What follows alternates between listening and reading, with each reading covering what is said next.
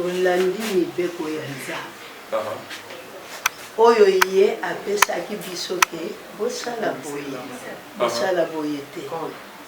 Et puis na ntango tovandaki na mibali na biso na kati ya ndako totosaki mibali na biso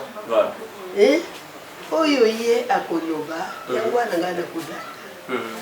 oyo ye aboyi na kosalela yango te oyo alobaki ke botosa mibali na bino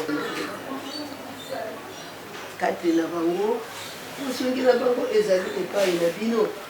bino nde bokobokola bamama na bino na maye oyo nyonso ezali bobele na bino baasistaka bandeko mosusu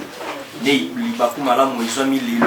okutana awa na kati ya fondation la grande ONG la maison abandonnée du Seigneur veuve orphelin oyo ezwami na kati ya avenue Kimpese numéro 5710 awa na commune na quartier Kayolo et commune ya Kimbanzeke. Là on parle de veuve, orphelin, orpheline. Nga na zanga bien famille na nga boy. Ah non, longo kuna bon.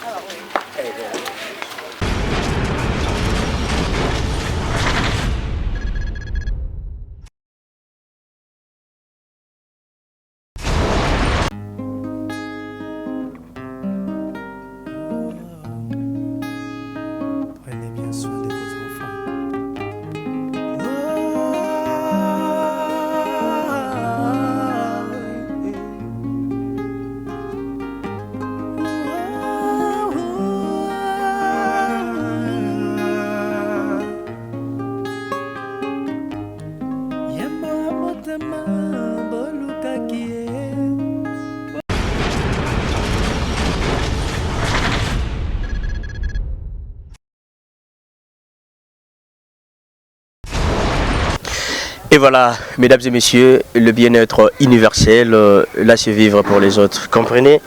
Et pour la bonne cause, nous évoluons petit à petit, lentement et sûrement toujours dans la descente, dans tout ça là. Tout bête à ma solo ernion na ba orphelinat belé to me kaka un peu ko sola belé là ba maman veuve ba enfant défavorisé ma fille meurt ba orphelin ba orpheline voilà mais le lot to sali choix na biso il pas ba ndeko moko o to zami a pene ya route à Mokali na Masina to quitter to sala descente na biso. Question pour nous de partager un peu le peu que tous allons na ba maman na ba bana ou ba se présenter voilà. Tout ça là juste pour la bonne cause, voilà pourquoi tu m'écris un peu côté partout. Comme d'habitude tu as ming na baselemba ou boum boum mais le lot s'engager tu y a pena côté Tchang ah. Donc déjà toi na Pascal précisément dans la route à Mokali et surtout si cher tu qui ndesiko na Kingasani côté si fort que je crois. Voilà. Je dis un grand merci à la grande équipe Ono Soba Compagninga, il y a Bienus Télévision, merci Exaucé d'être là au jour d'aujourd'hui. Merci à tout le monde, merci à nos partenaires, merci à FBT Misalande, merci beaucoup. Merci à mon manager, le manager donc MC donc Maria César, merci beaucoup. Madame Jimen, donc vous êtes Kenda bien. Voilà, merci beaucoup à le bien-être universel, là c'est vivre pour les autres. Merci beaucoup à la présidente, maman Cynthia Ali, et pourquoi pas aussi à notre maman, elle c'est maman Ginette, depuis Autriche, maman Ginette, merci beaucoup pour la motivation, merci pour l'apport et surtout pour le courage au nom aux alarmes. Question pour nous de faire toujours pour la bonne cause chez le bien-être universel. Je disais le bien-être universel, c'est vivre pour les autres. On essaie un peu d'être en mouvement, d'être toujours comme ça au four au moulin pour vivre pour le moment. Veuve, les enfants orphelins, orphelines, les enfants défavorisés. Voilà. Aujourd'hui, quand on a autour le bateau, on a route, il y a Mokali. On va faire longtemps une question pour nous de s'échanger. Là, maman, tout panzante, tout son bigi samarali, si bobo, mais ça, non, Versailles. Et je crois, j'espère que vous ne serez pas déçus. Merci beaucoup.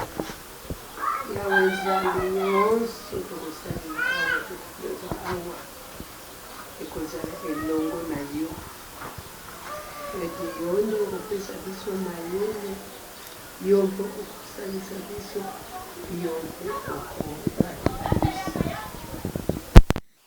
nyonso mukesi mongola tambulisa biso na mayele na yo ya kwanya ekokitisa nguya nyonso ezali na biso kati na biso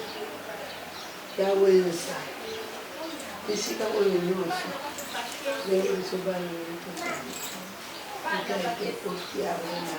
se elopango na yo yaba anselu na yo yaba ye nyonso oyo bazalaka elongo na yo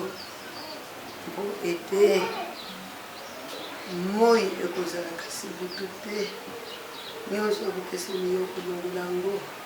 nkembo lokumu ekozalaka te na esika oyo oyo yawe nzambe sunga badela ezali moko te kati na mokili oyo kasi kopele yo na mwana yesu kristo na nguya ya molimo mosala elike na biso topiaka epai na biso topiaka na biso ezali na moto ya mokili tozambe na bobangi te mpona ntango tozali na yo o yawe nzambe tokobanga eloko nini awa na mokili amba te yo oyebi biso koleka biso bana na yo kumisa masango na mambo ozali papa na kombo na yo amen. Amen. Bonjour, bonjour. Bonjour. Bonjour, président. Bonjour. J'espère que tout va bien. Ah oui, que tout va bien par la grâce de Dieu. Voilà. Moi, je suis le coordonnateur. Oui. Ah, oui. Il y a la présidente. Ah oui. Moi, Oui. je suis un simple coordonnateur. Ah, la présidente de notre maman. La maman la grande. Et c'est vous qui coordonnez à Kinshasa. Oui, Voilà. moi, je suis le coordonnateur. Voilà. Et je pensais qu'il y avait aussi des enfants orphelins. Il y en a de l'autre côté. Ah, de l'autre côté, ok. Là, nous sommes à... Ah, ok, je vois. Oui, je vois, ok. Il y a des images qui partent. Voilà, on est ensemble avec le maman Veuve. Ok. Otomo à la mise, maman beaucoup lié. Là-bas, mais c'est comme les animaux. Secret dans la ligne, il y a comme un âge. Maman, moi, pour répondre à secret. C'est que quand on a parce que tu as remarqué le bébé, la jeune bébé, la jeune fille, la jeune personne, la âge pour essayer. Auparavant, c'était que non, maman bien le bon et papa n'a pas parce qu'il va boti. Mais comment est-il le contraire? Boti bien le bon parce que nous voulons juste savoir. Secret na bino ezala ningo ko mona radio bampaka obozali. Secret na biso ezali bo. OK. Tolandi mibeko ya nzambe. Oyo ye apesaki biso ke bosala boye. Bosala boye te. Et puis, na ntango tovandaki na mibali na biso na kati ya ndako. Totosaki mibali na biso. Voilà. Oyo ye akoloba yango wana ngai nakolanda oyo ye aboyi na kosalela yango te oyo alobaki ke botosa mibali na bino ntango botosi mibali na bino ngai nakobakisela bino ya ebele nakomatisa bino ntango molai na kati ya mokili yango wana ndenge tolobi ete mibali batiki biso kasi ezali teke batiki biso mpona basalaki boye te nde nzambe akokisaki elaka ya moko na moko mpona kobenga bango mpona kolongola molimo na ye ndenge ye akataki eza ndenge wana mais il y a la différence kozala molonga na pembeni na kozala pesa molonga na bon eza bon tokokolobe nyonso na ndenge nakomi boye na mitungisaki eske ndenge nakomi boye nakozala ndenge nini eske nakokoka komema bana oyo ndenge ye moko azalaki komema bango kasi mobali akufi wana bakestion nyonso bandeki kosebandi kopesa ngo na se ya motema mpo ngai mwasi bakaprisi ya bana makambo ebele ebele eske naozala capable ya kosiporte makambo nyonso wana oyo nakomona bakosalela ngai kasi nzambe azali nzambe otobenduke na solo azali papa na biso apesaka kimia donc na ntango ye alongwe tozalaka lokola mokili eza lisu ya ngai te mpo nakoti na mozindo ya makanisi mpo nazokomona ke lokola nasali boye nasuki esika na komona ye lisusu eza te soki likambo ekoyi na bana na ngai moko nakotalela lisusu kasi ye na likolo alobi ngai nazali tata na bino nazali mpe mibali na bino ngai nakosunga bino ntango nyonso yango wana tozali na esengo mingi mpona komona ke bana na biso oyo tokolisi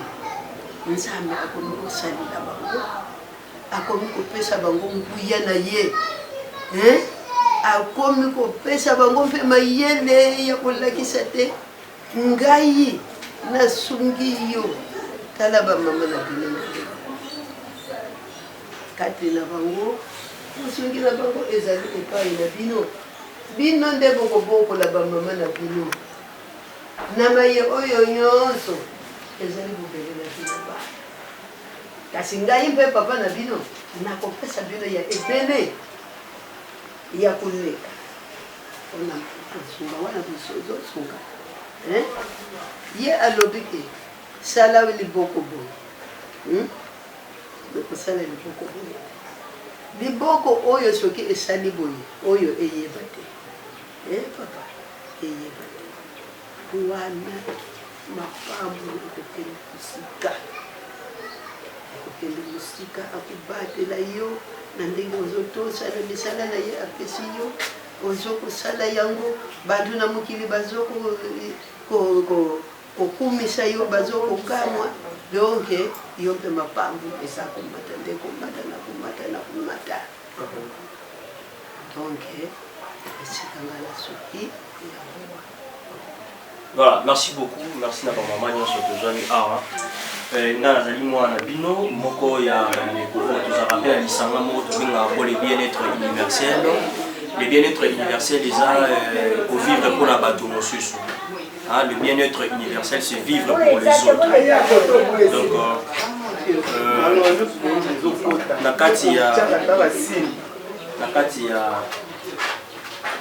nakati ya ONG oyo babengaka le bien-être universel bango mpe baassistaka bandeko mosusu nde libaku malamu ezwami lelo okutana awa na kati ya fondation la grande ONG la maison abandonnée du Seigneur veuve orphelin oyo ezwami na kati ya avenue Kimpese numéro 5710 awa na commune na quartier Kayolo commune ya Kimbanzeke. Tosalaki effort tokita awa sur terrain tokutana na bamama veuve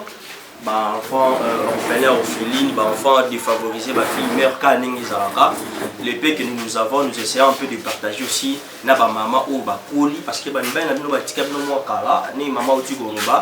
elle se posait trop de questions. Est-ce que comment je dois vivre avec ces enfants?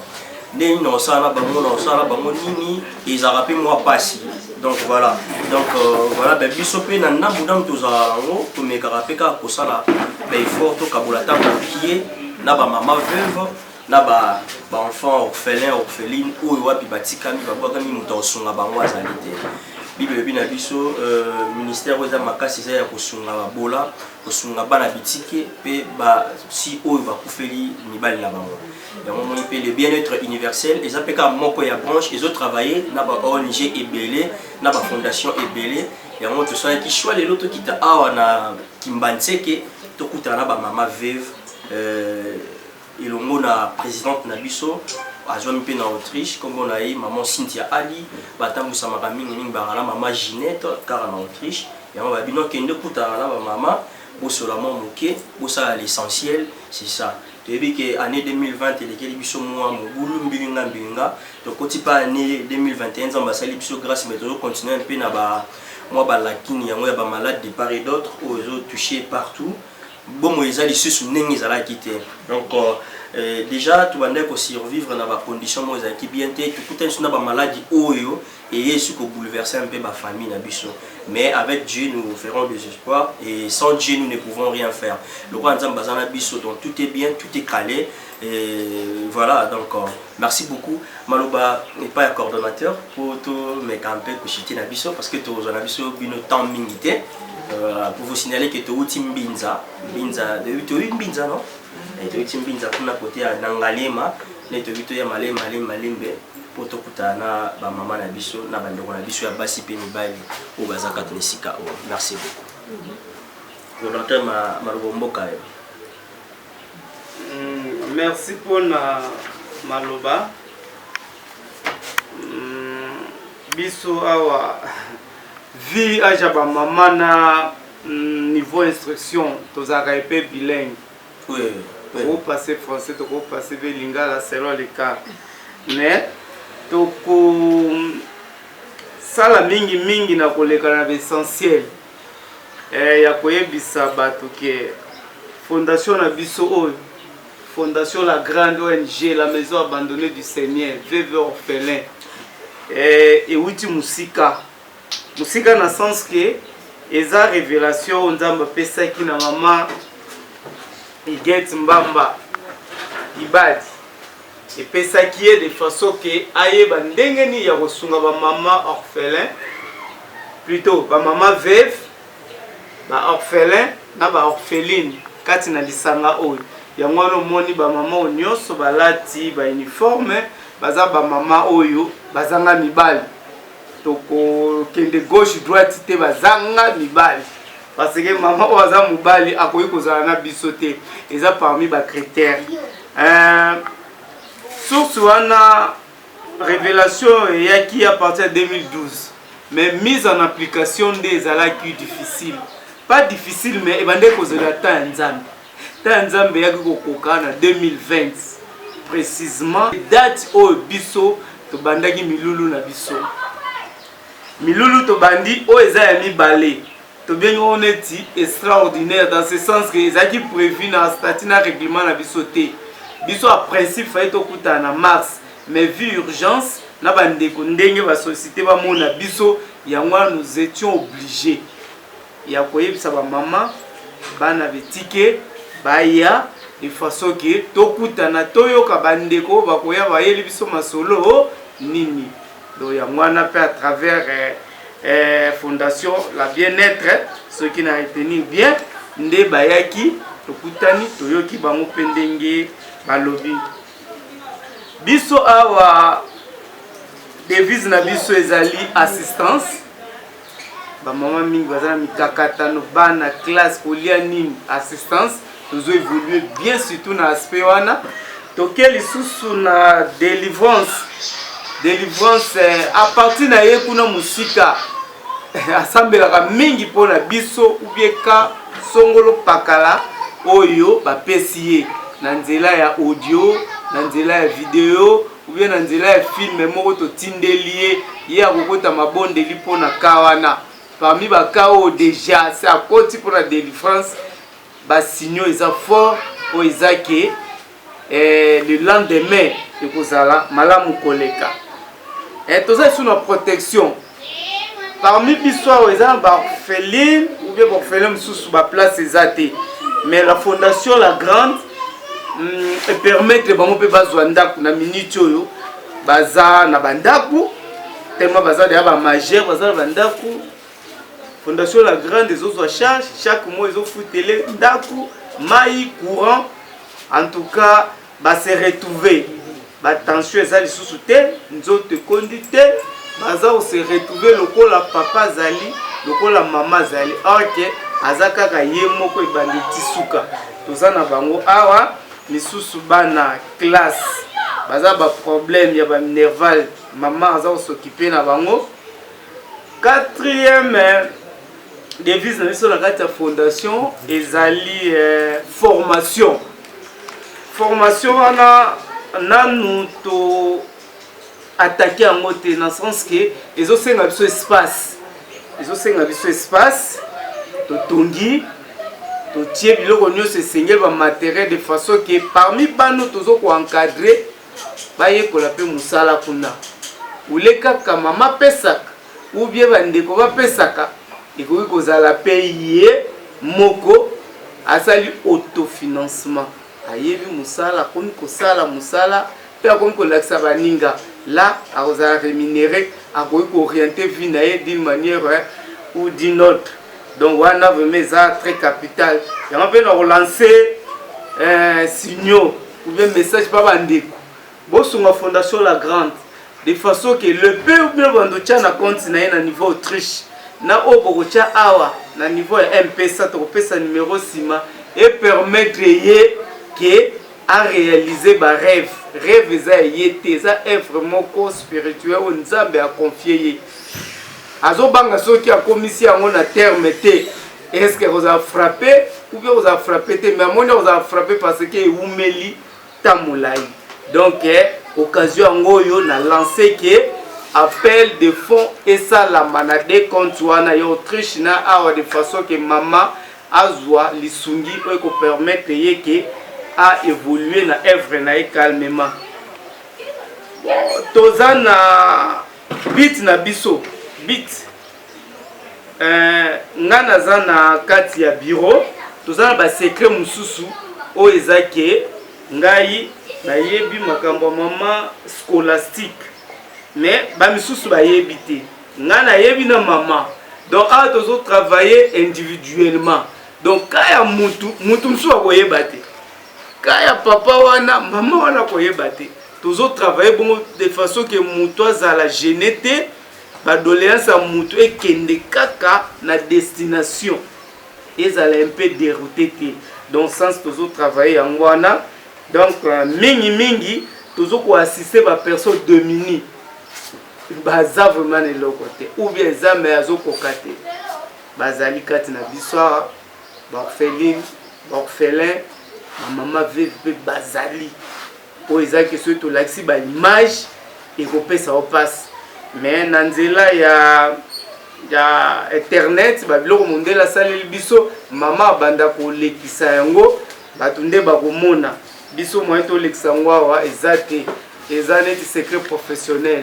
donc ekoki kopesa mama moko be papa moko be mwana moko mwa bien te baninga bayebi secret na ye wana eza vraiment domaine moko privé tokoki kodévoiler yango te. Fondation la grande na minute oyo tokomi na plus de 20 réalisations na record ya tamoko muke tokomi na ba réalisation ebele baoyo baza awa baza témoin ya biloko yango apreuve nango motu so akoti aline amoni site na biso akoti akomona parce que nous sommes tenus au secret professionnel wana selon ndingisa ya mama mosusu nakoki koloba ke biso fondation la grande toza bien structuré toza na catégorie ya membre fondateur aza ye moko membre fondateur donc ye wana fondatrice na biso aza ye moko parce que révélation ezalaki pa na ye biso toye koaccompagne ye toza lisusu na bamembre oyo ya directoire neti nga membre directoire chargé ya finance mpe mama directrice ya finance aza mama mpe ya recherche azali toza na 3 directeurs donc directeur ya mobali moko ngai na 2 directrices oyo tozotravaille na bango na kati ya fondation la grande ezokopromettre bien toza lisusu na babénéficiaire membre bénéficiaire yango nde bamama assemblée générale toza na bamama veve toza na baorphelin toza na baorpheline bango nde eza noyau ya fondation la grande bango nde esika motema ya mama ezali fondation la grande okomona la maison abandonnée du Seigneur veuve et orphelin baza abandonné tantôt na kozanga eloko songolo pakala mais à travers fondation ezosala makasi na bandeko bazosunga nde to aboutir na eloko moko ya malamu oyo koyiko sepelisa pe mama ou bien mwana oyo apesi badoléance na ye yango moni toye na 4e catégorie ya ba membre na biso ba membre bienfaiteur. Ba membre bienfaiteur lelo toza na présence ya le bien-être. Donc baza parmi ba membre bienfaiteur o ba yé pona kosunga biso. Baza bato moko ba libanda mais biso ana kati ya fondation La Grande to kotisa bango. Baza parmi ba catégorie parce que bango nde bazo sala makasi côté financement yangwana tozo tambula mukie. Toza pe na représentant na bango o auteur koloba Papa Daniel. En tout cas, Nzambe a remercié, Nzambe a pambola ye de façon musalo azosala basinyo ezali ya makasi on a lobby ya zaki kota bankongo me permettre ya na butu tongo lisusu ya eza pona mutu nyonso te.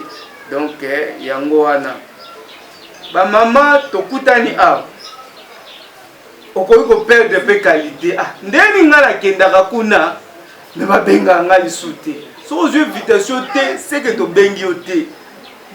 peut-être aux se comporter mabe et si ko fandi aux se comporter mabe comme notre tchebino ici ko esengeli so to ki ba rapport ya mabe oh maman na boy na boy nazo ksente ma maman mais nazo koma ba maman pe ba koma eloko nazolo oh yebo atuwa mama soki elengi mbala moko mibalo mona invitation te me ba ninga bakutani yebaki atuka obandi koke libanda yetamboli na biso wana pe tamususu tokoki koboya yo kati na biso il faut kozala exemplaire mususu pa kokolongwa ye moko ali non là on parle de veuve orpheline nga nazanga nga bien famille na nga boya non longwa kuna bon wana iko dépendre na ye soki alongwe ça ne dérange pas wana eza parmi ba qualité oyo ko muta ko perdre ki membre na ye awa kati na biso. Donc eza na kati ya mikanda na biso parmi ba structure mususu oyo ezali eza na kati ya mikanda fondation bien-être soki kolinga ekotanga biso mwa sima ya mutu ezali ressources ya fondation mbongo makoki ezouta wana. C'est ça le grand problème. Au moins qu'on a une initiative à bien. Nous avons révélé au nyos. Malgré révélé au bombe là, mais moyen ya koko matie sika bombi fouezala. Yango no moni il faut tous en ressources. Ressources na bise za neti ba don. On ne sait pas ce qui le bien-être au tiki le don. On ne sait pas. Ou un exemple ressources musu ces neti revenu au tozaza nango. Comme babiloko tous travailler nango eza parmi pe ba ressources na biso musu eza ba intervention sporadique. Donc membre ayeka rabonde Papa Daniel ba na sepeli na initiative moi eloko nanga ngo moi enveloppe nanga ngo pona makanisi ou bien lisanga et pour ça liboso tozwa kango toujours à travers deux numéros moko eza en Autriche moko MPSA ezali awa ya MPC eza 081 513 0633 nazongeli susu 081 513 0633 ato tche combien de milliards tokomona yango mama koyeba ndenge ya koorienter yango na oyo eza utile kaka tobebisaka mbongo tobebisa te. Ok, mususu eza contribution ya ye moko mama malgré musala na ba conjoncture ndenge ezali mais soki azwi mwa pata na ye na suka sanza azangaka te kotia ye moko parce que ye moko na aza cerveau monteur azangaka te. Tokomi mwa ebele na kati mais oyo nyonso tokomi awa mais mususu ezangi soki ezangi tokutani devaka wana tosalaka nini tobengani na kaboy bo résoudre yango boy na kaboy bo résoudre yango boy na yango nde eko permettre biso to zala na ba règlement na bandi ko chiter règlement na biso awa ba mama mi ba omona oy ba benga ngo Fondation La Grande Veuve Orphelin. Donc eza signo na biso partout yo komona yango partout yo komona signe oyo donc elakisi ke mama memi mwana kati na mokili Fondation La Grande source nango eza Psaume 68 6 à 7 donc mutakute ni loko soka tanka Psaume 68 6 à 7 mbala moko akose retrouver donc oyo eza neti emblème na biso donc soko monyango égal biso mama faut zala sous na carte des membres yango mama La Grande yewana alati kitambala carte oyo ba mama mingi bakokende nango pona ba mama déjà tokanga ba photo carte oyo déjà ezali donc soki mutaye pa na yo atuni mama oza olakisi ye mbala moko ayebi ya yo tozali susu na élément mususu fiche d'adhésion fiche o mama nyonso akoti awa ata bano tozomona baza baorpheline pe baza na bafiche oyo eza totie identité na ye nyonso totie photo na ye nyonso tozolanda ye pas à pas eloko nyonso biso tozokoassiste tozokointervenir tozokoma yango partenaire eza recto verso donc 3 éléments oyo eza très capital eza na kati ya barèglement yango wana bref mama mwana ya mwasi ya mokie ya mobali ya mokie toye awa mpona kofaire passer bino tante toye awa de façon ke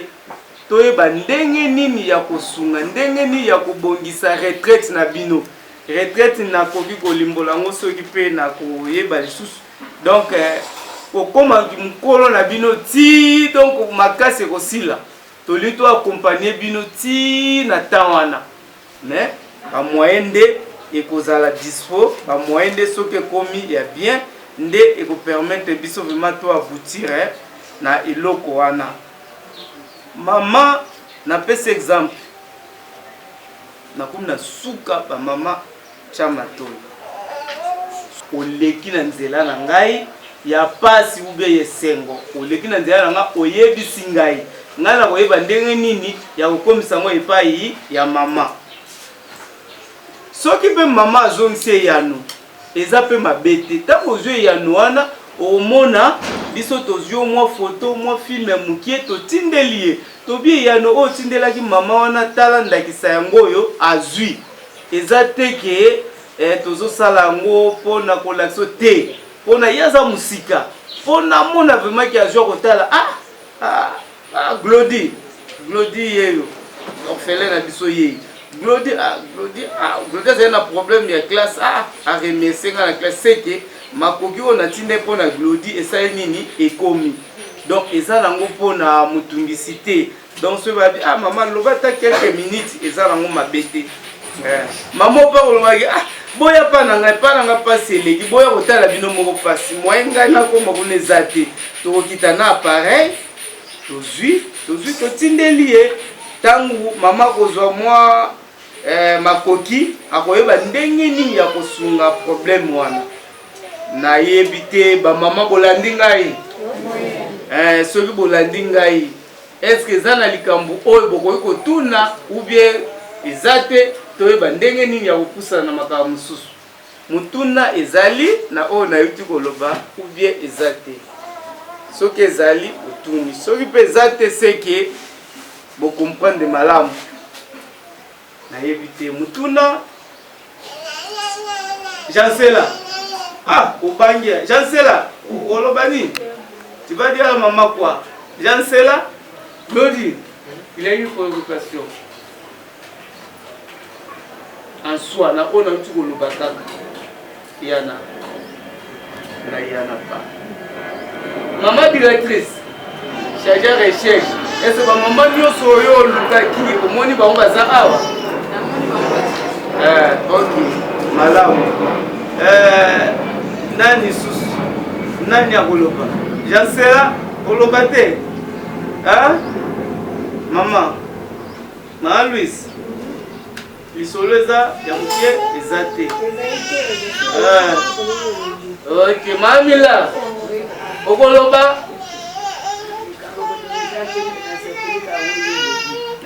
ok malamu manga yata okosakola nini eza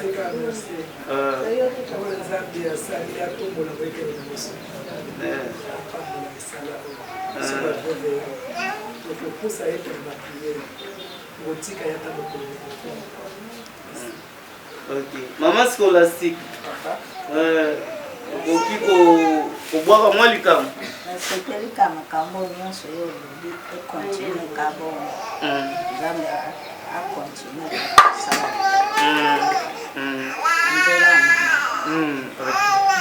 nzela précision mosusu naye napesa bamama oyo balatilati boyo mutu na filme akoki komona bango neti baza na CT baza ba 65 mata 65 mata bake kuna donc eza mpe parmi ya bacondition na biso ya desio mama oyo ya 50 akotaka te akota te mama ya 50 55 baza 65 mata komona bango te nde babimi boye ta mosu nzambe azosunga bango bazobima lokola bagene me bagene te baza bamama odeya bapusani base respecte bamibali baza te bamibali na bango ekoma priere mibali na bango ekoma balisanga yango lomoni nzambe azopermettre bango bazala kaka makasi misusu bamekaka koteka misusu batekaka te tozokende kaka malembe ti tokomema bango na retraite ntango bakokoma baa balembi biso tokoyeba ndeni ya kozwa bango ya kotia bango na bahomme de veillard ya kocreye bacentre ya kocreye mpe alphabétisation toza mingi na lingala parce que bamama mwa mutu mpasi ezali tokokende na alphabétisation bamama bakanga ata date babotama baza mingi ya date bayebi te so tuni date aola soka de lecteur mama date eza carte ubie yo koloba bon tozo comprendre bango mais avec le temps bamama bakoyeba eloko wana mpona eza eloko ya motu ya makasi na kati ya vie ya motu donc nalobi mingi mpe nameki kosynthétiser en tout cas bamama deuxième fois boyei malamu totala ndenge baninga bakoloba na biso esu tozosima loba moke papa Daniel mpona notire mpona ye permettre bango bakende biso tokotikala na biso. Voilà, merci beaucoup coordonnateur. Na CPP na maman ne ba réagir na et puis nous aussi biso ba directive nyonso ya fondation La Grande. Vraiment nzamba sur la biso et j'espère que tout ça toujours la même lignée, toujours la même marche au tout ça là. Et ba démarche na biso ça pas que nous so à vivre bien la point naé. Et à malamu na ba condition peut-être où ça aussi présenter. Voilà, on s'adapte toujours dans la situation nyonso na nzambe donc nyonso eza na malamu. Biso le bien-être universel moi na mo qui to zaki na moto kabulata moi kopo moko mama mo azu kopo na yo azu kopo na yo moko ate ya loso ki alambi tant zolé ya ngo apesi le kumpa nzambe nzambe pa kopambola ya moke ezwami tant ya mingi bozala et voya lisusu parce qu'on reconnaît vraiment un bon nombre dans la petite chose amakamba mikene ba reconnaître ka mutu ya malamu ko za pe ebele to kozala toujours prison et voilà. On est toujours dans le faible commencement, ils ont vraiment pas si, mais la pas si n'est pas besoin pour forcer, vous forcer, les gros joueurs à malin. Merci beaucoup. Il y a mon qui est allé pour le la vie en haut, le bichot de une de là, tu es une bichot. Mande comme belle, on va dans ma place, il va y avoir tout ça. Moi, on a mon papa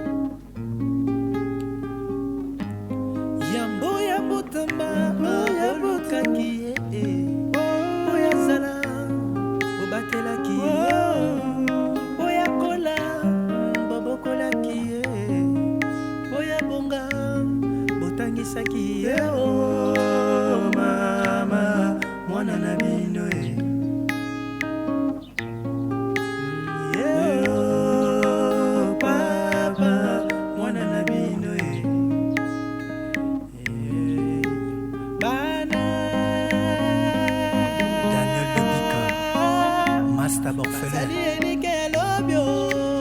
bana kolemba te na kosalisa bana bango nde mboka ya lobio bana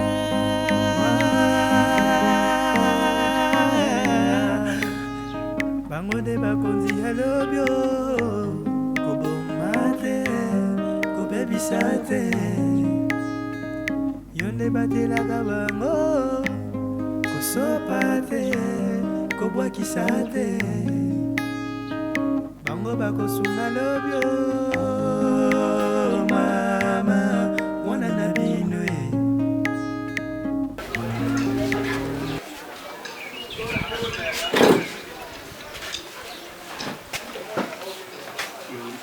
Oui, bah maman n'est qu'à l'obaki, n'ambo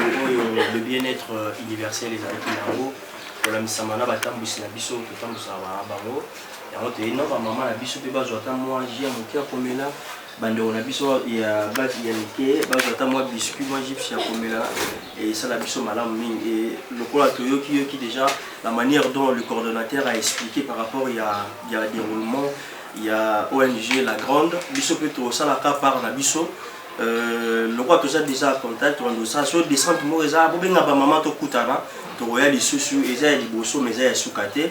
J'espère que tout bando ça toujours dans rendez-vous pour to yaka toujours to assister ma maman au bokoli bolebi donc bino fo bo pema boza susu na droit ça les loroté mais vie avec la situation actuelle vous êtes obligé il y a koningana ningana parce que choix exact mais on va faire quand même l'effort il y a ndambo ba no mona to kita à travers la grande. Merci beaucoup de cette peine rencontre na part na bino j'espère que nzamba osala la biso grâce pas osunga biso parce que to li kia ka pa na ye toza me souhaiter to yotale là to tela karaye donc yene mo sungi na biso yene muta batela ki bino yepe on batela biso tina ba ajo bozala. Merci beaucoup de cette peine.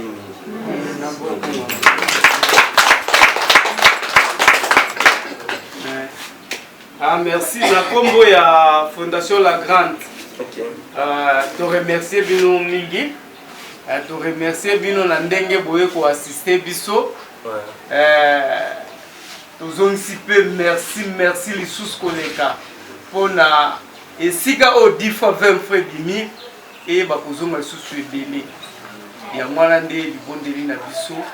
de façon bien-être ezala vraiment na kati ya lignée wana qui va se retrouver tant soit paix et vous allez malamu mingi donc na moni merci lisusu merci bokei malamu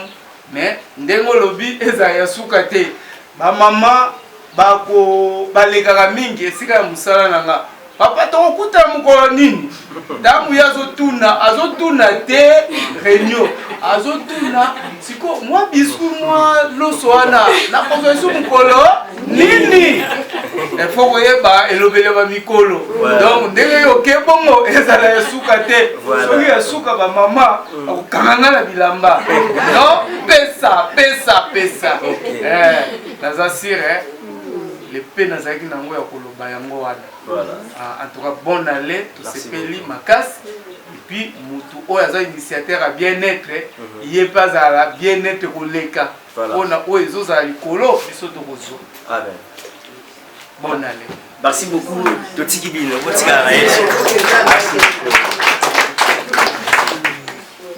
Micro.